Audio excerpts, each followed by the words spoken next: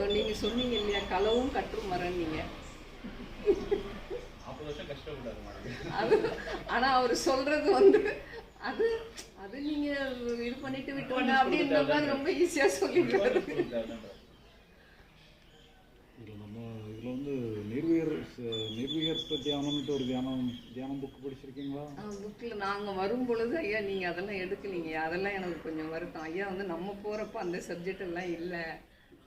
அதுக்கப்புறம் தான் அந்த இதில் தியானத்தை பற்றியே பேச இருந்தது.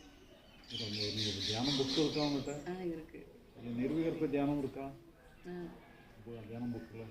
ஆமாம். அந்த நிர்விகற்ப தியானம் தான் அந்த பரவசங்களே கொண்டது. ஆனால் அதிலே சொல்லியிருப்பேன், நீங்கள் எந்த அளவுக்கு அதில் விசுவாசம் இருக்கோ அந்த விசுவாசம் தான் அதில் இதாக மாறும்.